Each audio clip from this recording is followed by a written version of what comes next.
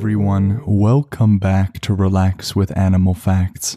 I am Steph Wolf, and today I'm going to be learning with you about our furry, scaly, or possibly even slimy friends. And in today's case, it is definitely going to be a spiky friend of ours because we are covering the oh-so-wonderful hedgehog. This, of course, is a very special listener episode dedicated to Katie, Whitney, Audrey, Yelena, Emily, Audrey, Allison, Shiana, and Lucas. Thank you all so much for taking the time to write into the show. I hope you enjoy your very own episode. If you have an animal request of your own, you can send it in by going to relaxwithanimalfacts.com and clicking on the Animal Request tab. If you would like more Relax with Animal Facts in the form of new and exclusive content, and if you would like to vote on new episodes once a month on the podcast, you can go to patreon.com/relaxwithanimalfacts and become a patron there. You can get all of this obligation-free for less than a cup of coffee a month, and you can support the show while getting more of it. The ambiance that is used in this episode is credited to George Vlad. I have linked his amazing work in the description. You can go to his YouTube channel and subscribe. It is because of his work that we can visit some of the most remote places on Earth. And now, let us begin to wind down a little bit. If you are a new listener, welcome to the Animal Podcast family. And if you are joining me for the second, third, maybe the 70th time, you know exactly what I am going to be asking of you. I have 3 primary exhortations for you. The first is that you put on a pair of comfortable hiking or running shoes. We are definitely going to be needing that for where we are going today. And the second thing I encourage you to do, and perhaps one of the most important, is that you notice perhaps where you are carrying some tension. Is it in the head? Is it in the feet, the legs, the arms? If it is tough for you to notice where exactly you are carrying tension, you can start from the bottom of the feet and work your way up to the head to see if there is anything that you are unconsciously holding on to. Whenever you do find something that you are tensing, do your best to relax that portion of your body. You can bring up in your mind some jello, choose any color you'd like, and do your best award-winning impression of it. We are people, we are not concrete, and so it is hard for us to relax when we are stiff as a board. And the last thing I encourage you to do is to give your mind permission to wander and journey with me into an African forest where the hedgehog resides.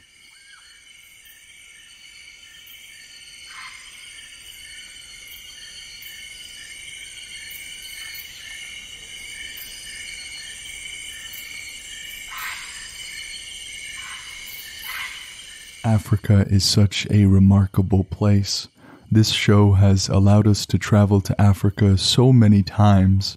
It just so happens that it is one of the hot spots for some very cool animals. And one of those cool animals is the animal we are looking for today, which is the hedgehog. I am personally surprised that it has taken us this long to cover the hedgehog. These creatures are small mammals. They have that very distinct cone-shaped face, equipped with shorter legs and bodies that are covered in quills. These quills might remind you of the porcupine, but we will talk about some of their differences in a moment. Although they may seem similar, the hedgehog and the porcupine are not very closely related at all. Porcupines are in the rodent family, while hedgehogs are not. In fact, on a genetic and physical level, they look more like moles and shrews than they do porcupines. The hedgehog is an insectivore, meaning that they primarily eat insects, as that name suggests. According to Britannica, there are around 15 species of hedgehogs. Given our location today, we are looking at the African hedgehog. But keep in mind there are Eurasian hedgehogs, desert hedgehogs, in fact 6 different desert hedgehogs, European hedgehogs, and these many species can differ in terms of their physical characteristics. They will look, of course, very similar, but there will be some small differences. They will all be similar in body form, which includes those smooth spines. And it may look like there are not that many from the outside, but they have several thousand short, smooth spines on their body.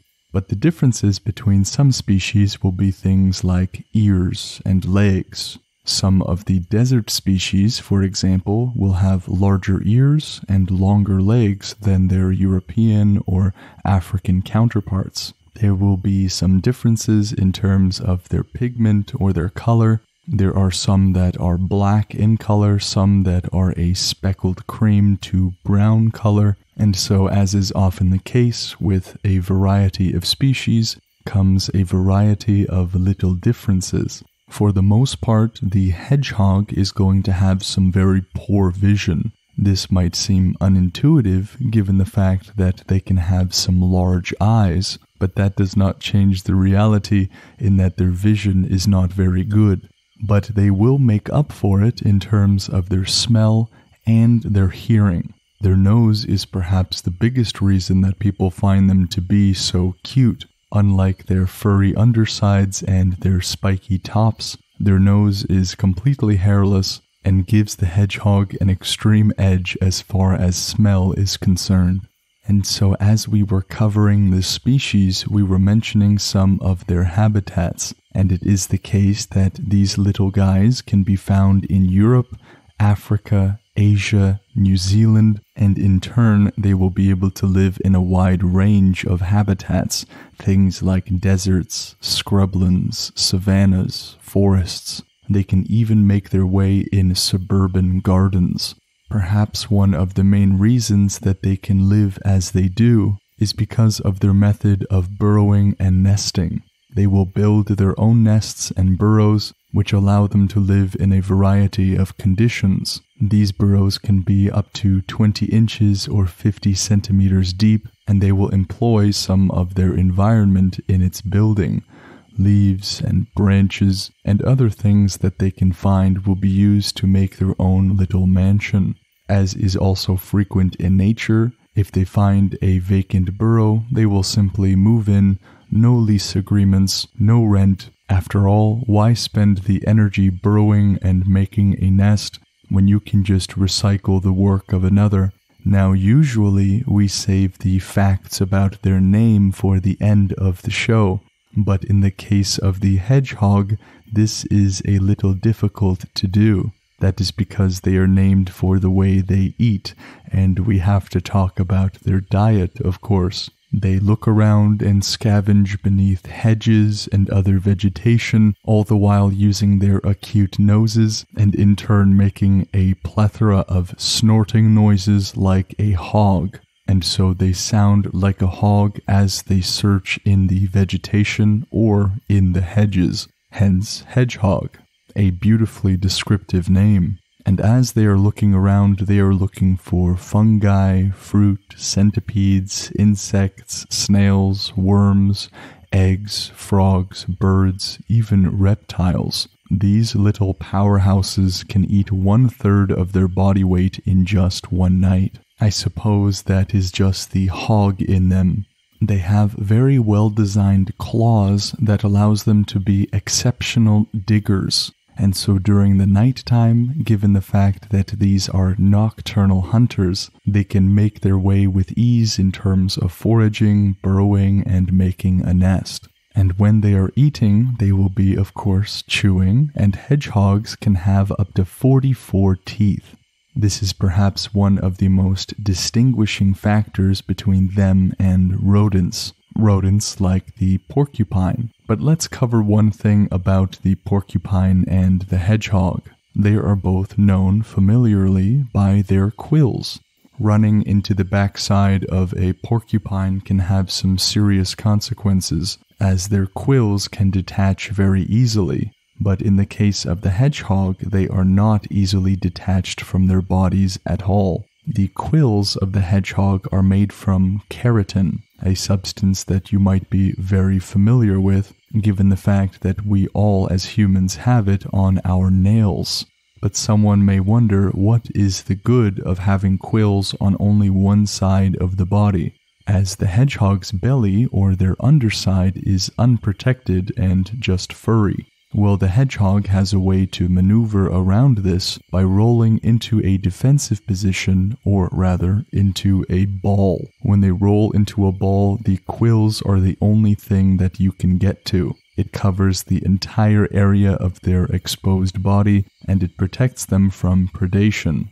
Now, contrary to some popular belief, or maybe to some urban legend, hedgehogs do not roll around. But when they roll up in a ball, they just sit there. And this is a great deterrent. I think maybe something similar for us would be the difference between biting into a soft piece of bread and biting into hard plastic. It's not exactly the most comfortable experience, and so this mechanism for the hedgehog can be quite useful and indeed effective. And the reason they can roll up like this, and roll up like this very quickly, is because of a muscle that encircles their entire body from their neck to their rump. It's just beneath the skin, and it goes along the sides of the body, and it allows the animal to curl, engaging this muscle and several other smaller ones. The layout of their muscles are like a drawstring. It contracts their upper parts into a bag, into which the head, the body, and the legs can be drawn into.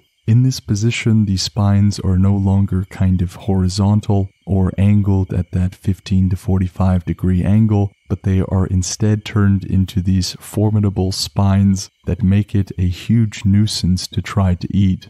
Now, as is often the case, sometimes predators will be equipped with ways of dealing with their prey's defensive maneuvers. In the case of the hedgehog, there are hawks and eagles and owls, and these birds of prey have very long and sharp talons. They are long enough to just bypass the discomfort of holding onto sharp spines, and so these birds of prey are the most formidable opponents of the hedgehog.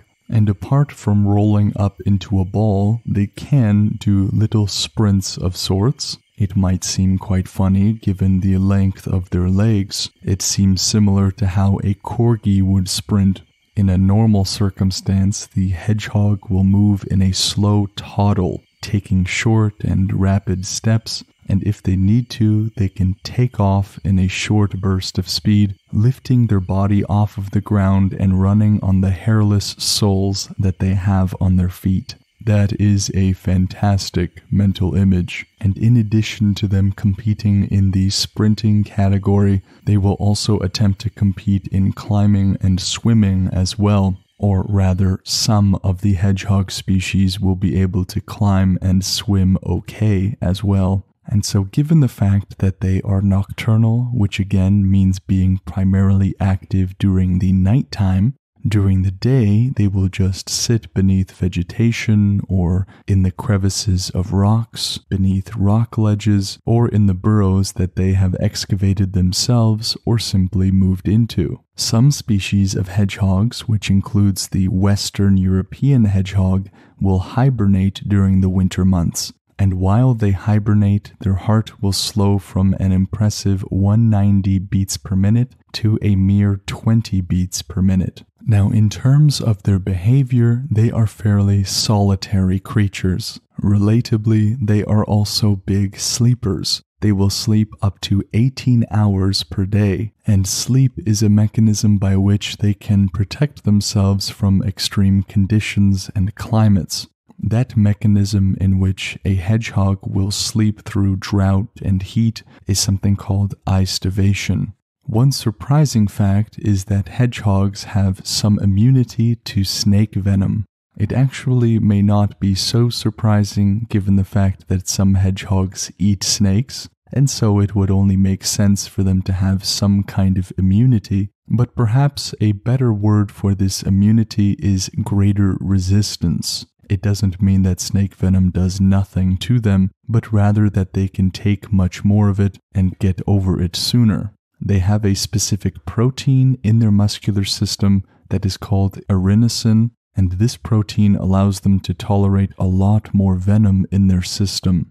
There is one thing that some hedgehogs do that has researchers still kind of scratching their heads. This behavior is referred to by scientists as anointing. Basically, a hedgehog will lick and bite at an object until it starts to foam at its mouth. They will then spread that foam all around their quills, and some researchers say that perhaps it has something to do with fragrance. For example, if they were licking and chewing on bark, maybe it can help their survival in some way, but that has yet to be seen. Some scientists say that maybe it has something to do with mating or with communication, but that has yet to be proven definitively. Now, hedgehogs will have little children hedgehogs once per year after a period of 4 to 6 weeks. They will typically give birth from between 4 to 7 children at a time. The baby hedgehogs, which are sometimes called hoglets or piglets, will weigh less than 1 ounce when they are born. And one other thing that is important to note is that hedgehogs can indeed transmit viruses or parasites to people. They can transmit familiar things like ticks, fleas, and mites, but there are also other things like salmonella infections and ringworm. And so just like any other wild animal, it is always important to exercise caution and make sure you don't make uninformed decisions. And for the final fact, we are going to cover the name of the hedgehog. Where does it come from, or what does it mean? Well, we have already covered a little bit about the origins of their name, but the usage of this word was coined somewhere around the mid-15th century. Of course, it is a combination of 2 nouns, hedge and hog. The word hedge comes from its behavior of frequenting hedges, and the hog part is a reference to its pig-like snout and perhaps to the noises it makes as it forages. This etymology is fairly straightforward. And now let us move on to the review of the episode. This review was left by Draw to Your Heart's Content, who wrote all the way from the United States of America. And Draw writes, "I love this podcast so much.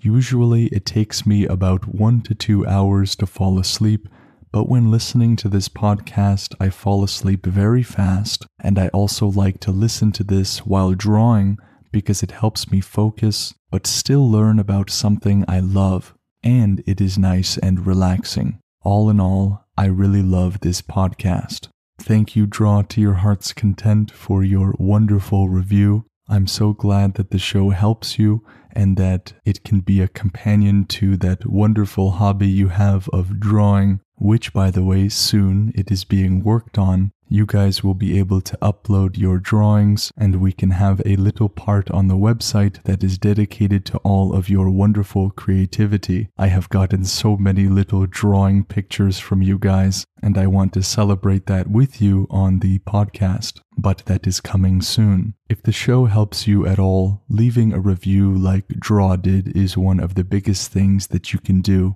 It helps the show get better, it helps more people find the show and join us. I appreciate all of your listenership and your time in giving feedback.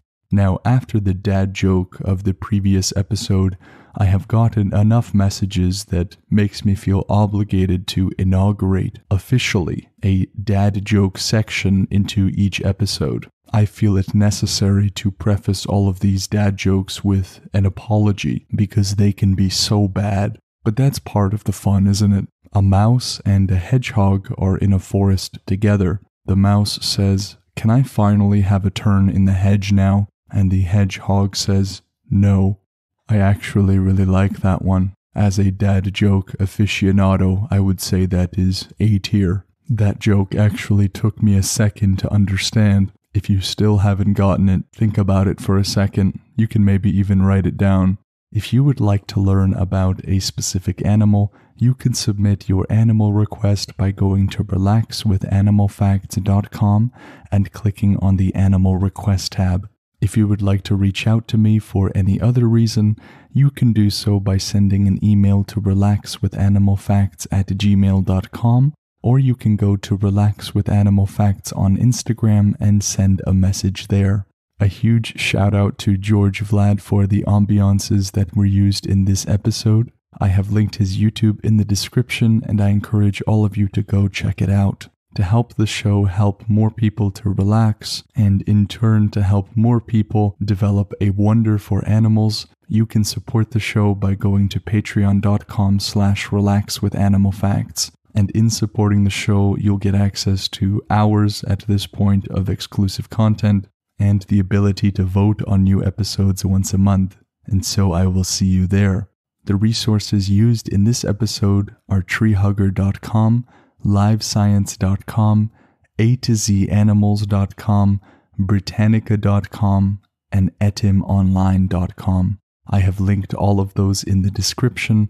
This episode wouldn't have been possible without their contributions to the animal facts world.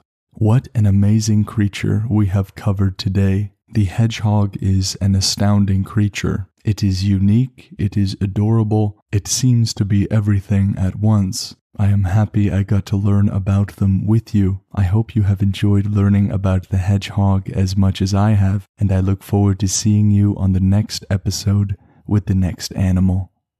Take care.